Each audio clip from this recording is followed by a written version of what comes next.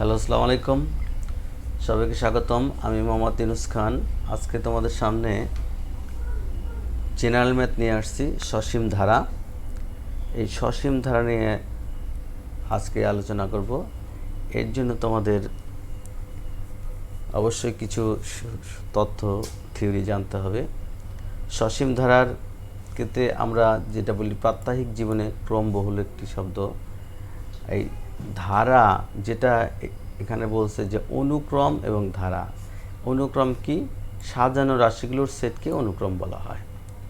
আর ধারা হচ্ছে, যেমন ধারা আমাদের দুই ধরনের ধারা আছে, একটি হচ্ছে গুণোত্তর ধারা, আরেকটি হচ্ছে সমান্তর ধারা।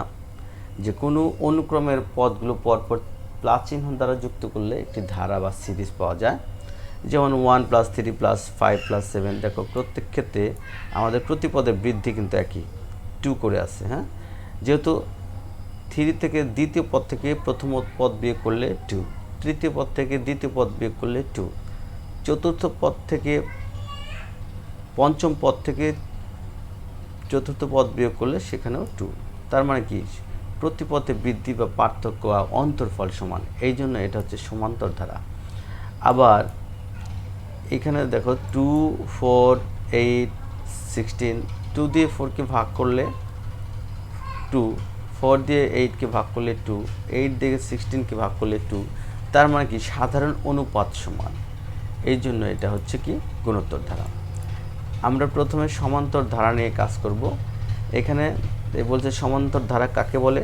যে কোনো ধারার যে কোনো পদ ও তার পূর্ববর্তী পদের পার্থক্য সবসময় সমান হলে তাকে সেই ধারাকে সমান্তর ধারা বলে। এই সমান্তর ধারার কিছু সূত্র আছে, যেটা সবচেয়ে ইম্পর্টেন্ট সূত্র, দুটি সূত্র আছে। সেটা হচ্ছে, প্রথম হচ্ছে n-তম পদের সূত্র, a + n - 1 × 2। a হচ্ছে ধারার প্রথম পদ, n হচ্ছে পদের সংখ্যা, আর t হচ্ছে সাধারণ অন্তর। এখন এটা হচ্ছে n-তম পদের সূত্র এবং n সংখ্যক পদের সমষ্টির সূত্র। যদি n-তম পদ এবং n সংখ্যক পদের সমষ্টির সূত্র, n-তম পদ হচ্ছে a + n - 1 × d, R n সংখ্যক পদের এখানে বলে দেওয়া আছে n সংখ্যক পদের সমষ্টির সূত্র হচ্ছে n/2 2a + n - 1 × d। মূলত এই দুইটি সূত্র এখানে সবচেয়ে বেশি কাজে লাগবে এবং এই দুইটি সূত্র দিয়ে এই অধ্যায়ের যত এক্সারসাইজ তোমাদের করতে হবে। তারপরে আরেকটি বিষয় আছে, যেখানে সাধারণ দেখা গেছে স্বাভাবিক সংখ্যার সমষ্টি। স্বাভাবিক সংখ্যার সমষ্টি, যে সেখানে দেখো 1 + 2 + 3 + 4 এইভাবে ডট ডট এরপর যদি হয়, তাহলে সেই ধারার সমষ্টির সূত্র হচ্ছে n × n + 1/2। ওকে, এখন আমি তোমাদের এই সূত্রগুলি, যে তিনটি সূত্র দেখিয়ে দিলাম, এই অধ্যায়ে মূলত এর চেয়ে বেশি অন্য কোনো সূত্র কাজে লাগবে না। যদিও তারপরেও আমরা দেখি আরও কিছু সূত্র পরবর্তী অধ্যায়ে আমরা জানবো। সেই সূত্র দিয়েও আমরা বিভিন্ন এক্সারসাইজ করতে পারবো। এখন আমি তোমাদের বোর্ডে নিয়ে যাব। বোর্ডে যেটা করতে হবে সেটা হচ্ছে, আমি কিছু অঙ্ক তোমাদের এখানে যেগুলি করব সেটা আমি করে রেখেছি। এখানে যেটা করতে হবে,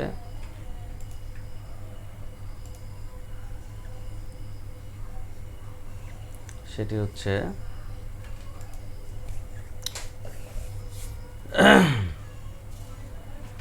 নেটের সংযোগ প্রয়োজন এটা ব্যবহার করার জন্য। এখন আমি তোমাদের প্রথমে হচ্ছে 5 নম্বর থেকে প্রবলেমগুলি সলভ করার চেষ্টা করব। 5 নম্বর প্রবলেম কি দেওয়া আছে এখান থেকে আমি এখানে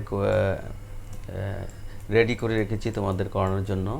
5 নম্বর থেকে আমরা সলভ করার চেষ্টা করব।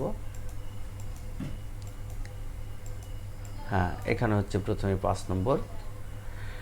দেখো এখানে কি বলেছে। 5 নম্বর প্রবলেমের প্রথম থেকে আমরা এখানে 5 নম্বর থেকে শুরু করছি। এখানে 5 লিখে নিই আমি। 5 নম্বর প্রবলেম বলেছে 2 - 5 - 12 - 19 ধারাটির সাধারণ অন্তর এবং 12তম পদ নির্ণয় করো। তাহলে সাধারণ অন্তর এবং 12তম পদ, তাহলে এখান থেকে আমরা করতে পারি যে এখানে এখানে প্রথম পদ, হ্যাঁ,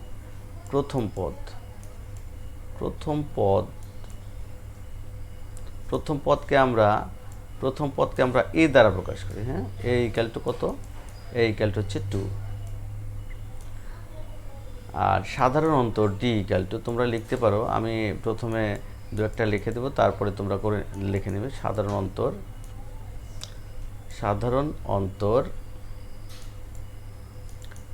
অন্তর ডি ইকুয়াল টু এখানে কি দেওয়া আছে আমরা জানি, দ্বিতীয় পদ থেকে প্রথম পদ বিয়োগ, -5 হচ্ছে দ্বিতীয় পদ, তার থেকে বিয়োগ করব প্রথম পদ, তার মানে এটা হচ্ছে কি -7। তাহলে সাধারণ অন্তর কিন্তু আমাদের এখানে নির্ণয় করা হয়ে গেছে। এখানে বলেছে 12তম পদ নির্ণয় করো। 12তম পদ আমরা তো জানি, কি আমরা জানি যে nতম পদের সূত্র, nতম পদ আমি কিন্তু তোমাদের সূত্র দেখিয়ে দিয়েছি। nতম পদের সূত্র, nতম পদ সেটা কি, a plus n-1 into D, এটা কিন্তু nতম পদের সূত্র। ওকে, nতম পদের সূত্র।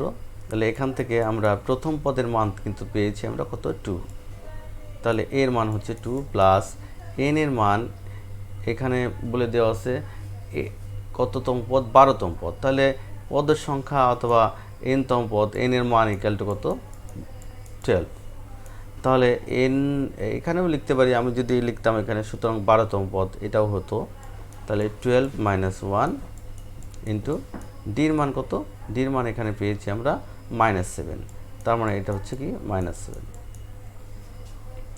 এখন দেখো যে 2 প্লাস 12 থেকে 1 মাইনাস করলে 11 ইন্টু মাইনাস কত, 7, তার মানে এখানে হচ্ছে 2 প্লাস মাইনাসে মাইনাস 11, 7 11 77, হ্যাঁ, 77, 2 থেকে যদি 77 বিয়োগ করি -75, এটা হচ্ছে প্রথম, তার মানে প্রথম প্রবলেমটা আমাদের হয়ে গেল। এখন দেখো আমাদের পরবর্তী প্রবলেম এখানে কত দেওয়া আছে, নাম্বার 6 নম্বর অঙ্কটা এখানে সলভ করব। আমরা এখান থেকে করতে পারি। এখানে বলেছে যে ধারটির কোন পদ 392, তাহলে এখানে প্রথমে কি দেওয়া আছে, প্রথমে ধারার প্রথম পদ a ইকুয়াল টু দেওয়া আছে কত, 8 লিখলাম। তার প্রথম পদ হচ্ছে a ইকুয়াল টু 8। এখন সাধারণ অন্তর d ইকুয়াল টু কত দেওয়া আছে, d ইকুয়াল টু 11 - 8, তার মানে হচ্ছে কত, 3। ধারটির কোন পদ, তাহলে পদের সংখ্যা n ইকুয়াল টু হট, তাহলে আমরা তো n এর মানটা যদি বের করতে পারি, অথবা আমরা যদি ধরে নেই nতম পদ, তো সেইভাবে করা যাবে। তাহলে আমরা জানি যে লিখতে পারি, আমরা জানি nতম পদ, হ্যাঁ, nতম পদ equal to a plus n-1 into D, এটা কিন্তু আমরা জানি। তাহলে শর্ত মতেও লিখতে পারি, অথবা আমরা ভাষায় লিখেও করতে পারতাম nতম পদের সূত্র। তাহলে শর্ত মতে এটা হচ্ছে nতম পদ, আমরা ধরে নেব nতম পদ এত, অথবা পদের সংখ্যা n বের করলেও চলবে। nতম পদ তার মানে কি a plus n-1 into D, এত ইকুয়াল টু 392।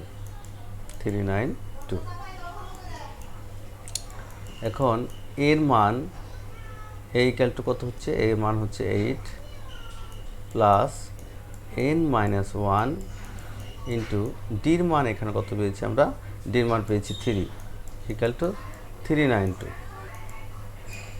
ওকে, 392, তার মানে এখান থেকে 8 প্লাস এখান থেকে যদি 3 দ্বারা গুণ করি, তাহলে 3n আমরা লিখতে পারি 3n minus 3 equal to 392, implies that 3n equal to 3n plus 8 থেকে 3 বাদ দিলে 5 হয়, ইকুয়াল টু 392। আমাদের প্রবলেমটা প্রায় হয়ে গেছে। Implies that 3n equal to 5টাকে ডান পাশে নিয়ে যাব, তার মানে -5 হবে, -5 implies that 3n equal to যদি মাইনাস করি 5 আছে কত 12 হবে, 7 হলে হাতে আমার 1 8 3, হ্যাঁ, implies that n equal to 387 by 3। আমরা যদি এটা কেটে দিই 3 2 9, সুতরাং n ইকুয়াল টু 9, তার মানে 1 to 9। অর্থাৎ এখানে আমাদের যেটা বলেছিল, আমাদের এখানে বলেছিল যে ধারটির কোন পদ এত, আমরা দেখতে পারলাম, আমরা ধরে নিয়েছি পদের সংখ্যা n equal too hot, n এর মান পেয়েছি আমরা 1 to 9, তার মানে 129 নম্বর পদটা হচ্ছে 392। ওকে, এখন আমরা পরবর্তী প্রবলেমে যাচ্ছি। পরবর্তী প্রবলেম হচ্ছে নাম্বার 7। নাম্বার 7-এ যেটা দেওয়া আছে, কি দেওয়া আছে যে 4 + 7 + 10 + 13 ধারটির কোন পদ 309। এটাও করা যাবে। এখানে প্রথম পদ a ইকুয়াল টু হচ্ছে কত 4, সাধারণ অন্তর তোমরা লিখে ফেলবে, যেটা সাধারণ অন্তর d ইকুয়াল টু হচ্ছে কত 7 - 4, 7 - 4 মানে হচ্ছে কত 3, সাধারণ অন্তর 3। আর বলছে ধারটির কোন পদ এত। আচ্ছা, আমরা যদি এইভাবে লিখি যে ধরি ধারটির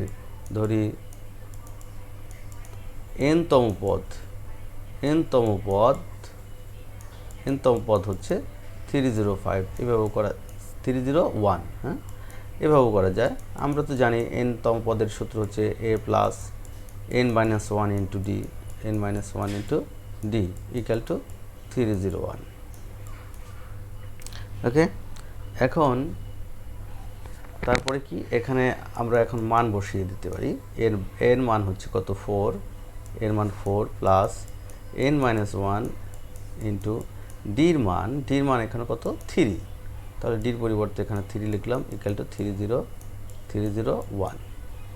ওকে, তাহলে এখানে 4 প্লাস এই 3 দ্বারা গুণ করে দেব 3n - 3 ইকুয়াল টু হতো 301। ইমপ্লাইজ দ্যাট, তাহলে 3n প্লাস 1, 4 থেকে 3 মাইনাস করলে 1 equal to 301। Implies that 3n equal two 301 minus এই 1টাকে রাইট সাইডে নিয়ে গেলাম মাইনাস, তাহলে implies that 3n equal two 300। এখন দেখো আমাদের হয়ে গেছে প্রায়। Implies that n equal two 3n equal two 300, n equal two তাহলে 300/3, এটা কাটাকাটি করলে 1 হবে। তাহলে আমরা দেখতে পাচ্ছি n ইকুয়াল টু কত 100। তাহলে আমরা এখানে ধরেছিলাম যে এখানে ধারটির কোন পদ এত, আমরা এখানে ধরেছিলাম n-তম পদ এত। তাহলে আমরা বলতে পারবো যে n এর মান পেয়েছি 100, তার মানে 100 নম্বর পদটা হচ্ছে 301। ওকে, এখন তাহলে আমরা পরবর্তী প্রবলেমে যাব।